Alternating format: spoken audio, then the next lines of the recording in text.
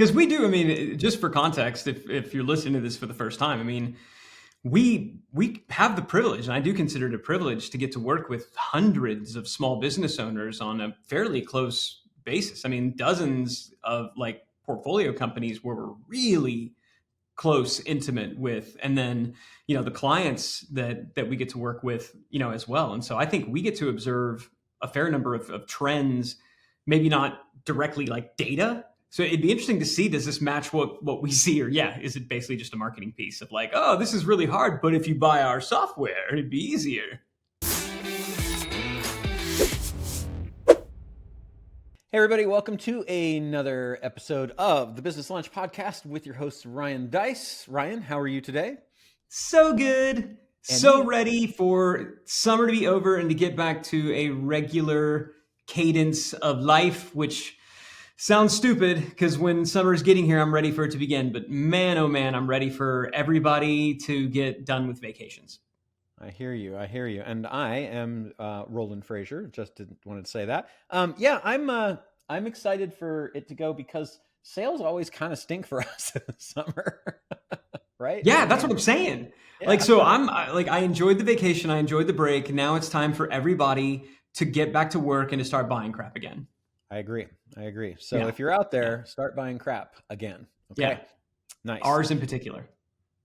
One thing that I thought would be fun to talk about today, I just saw it come out this morning, was the Small and Medium Business Trends Report by Salesforce.com.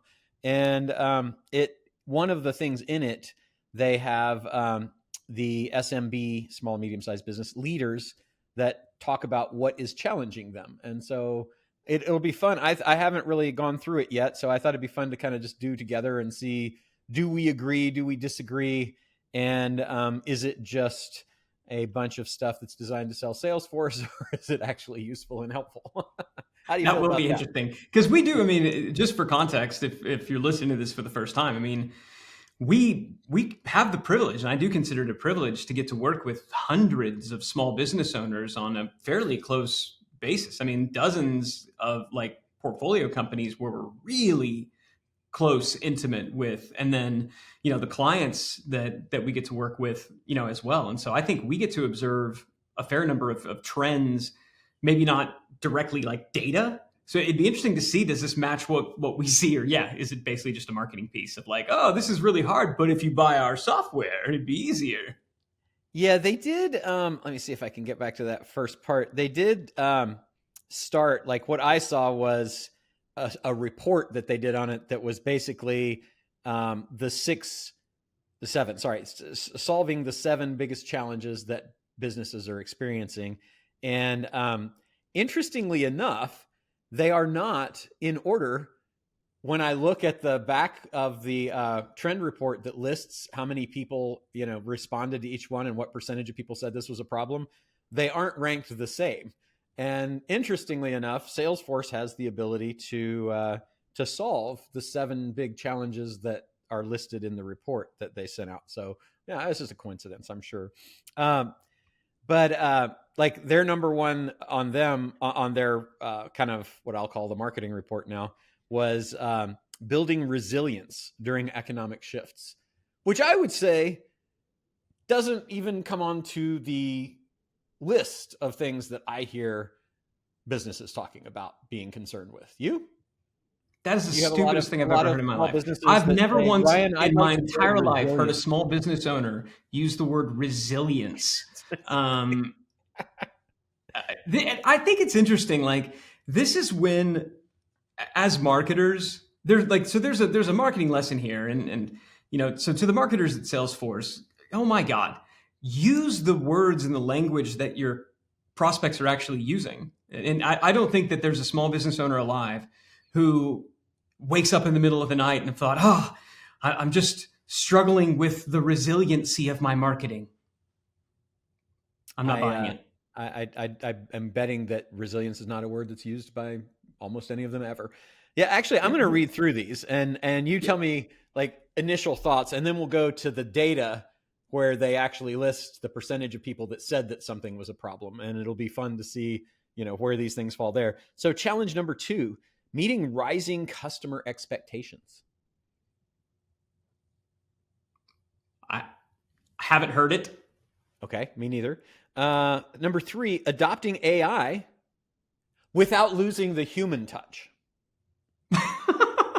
So Yeah, you I got me heard with the, adopting AI. yeah. I haven't heard many that are super concerned about the human touch aspect of it. Small business owners are definitely worried about adopting AI and not getting behind the competition. Uh-huh. No, it's really, you misunderstood. Those people are really Yeah. talking about Rick. What was it? Rick, the guy with the human touch song back in the 80s. Um, yeah, I can only get Rick James in my mind, but it's not Rick James. Rick Um, Astley? no, daggone it. Anyway, and I probably have it wrong. He did the Jesse Was a Friend. I can't even think of his name. Anyway, Oh, yeah, yeah. Yeah. I'll think I of it. have Rick James in my mind and I can't get rid of it. So the other, of course, and this one I know you're going to agree with, maintaining customer trust and data security. No. If you guys Nobody aren't cares. watching, like if you're listening, if you could just see Ryan's expressions to each of these. Okay. Number 5, Rick managing Springfield. Springfield. Thank you. 5, managing growth with lean teams. Ah, I'll give that one a 6.8 out of 10. Okay. I mean, Uh, definitely, people want to manage growth and they don't want to expand their teams anymore. So I'll give that an ish, a mostly right. the funny thing to me is it's such a buzzword. It's lean teams, with its specific Right. connotations and definitions. Right. 6, standing out in a crowded digital market. Okay.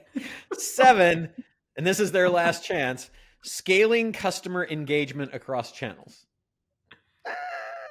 I mean, Fine. Yeah. I mean, fine. Like, so yes, it has gotten harder to communicate with our customers and clients across channels, especially as Apple, for example, has made cross-platform pixel tracking more difficult.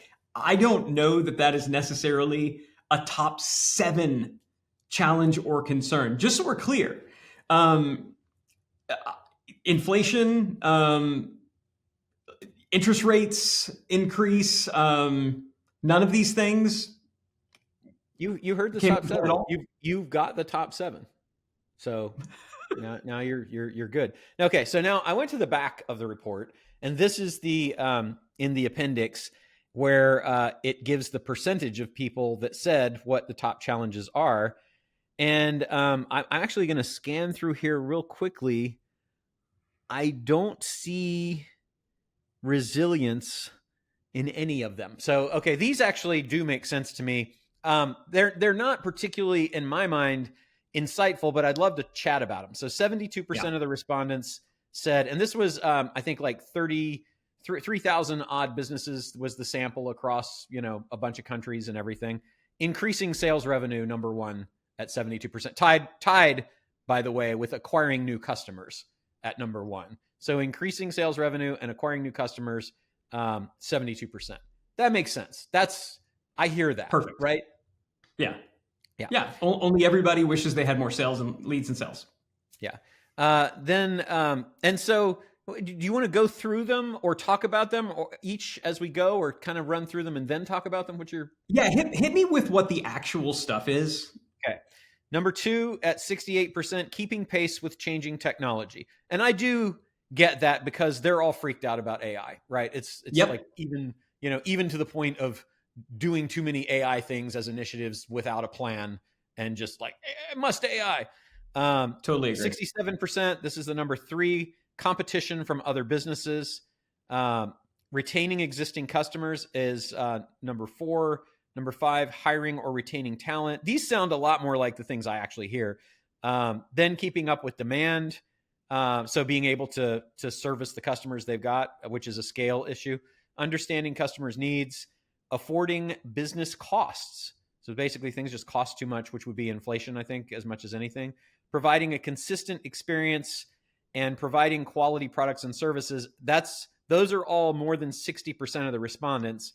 And then the last couple, personalizing customer engagements, accessing capital, complying with government regulations and industry standards, engaging customers where they prefer, which sounds like the only one that I've heard on the report that they did of 7 things: finding sufficient time to manage the business, going back to scaling, and then responding to inquiries quickly. And these are all 55% or more of the people. So more than half of the respondents had those as issues, which that sounds like, I'm trying to think if there's anything that, the only one that I don't see that we get, I think, more is how do I sell this, or how do I increase the valuation of the business? Because we do talk to people about that. So our world of business people probably are thinking about that more, or is thinking about that more than the average bear. So the first couple: increasing sales revenue, acquiring customers, keeping pace with technology,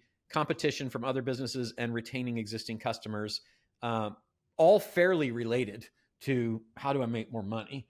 Thoughts, feelings, emotions on how they might address that? Well, I mean, what I can say is that over the past really 3 months, every business owner that I've talked to has struggled. Like they've all said like, wow, this has been really, really, really hard. And pretty much everybody is flat or down. And the ones that are up are either up because they have just, been killing themselves to get up, or they were in the kind of business where their customers pre-bought a bunch of inventory out of tariff fears.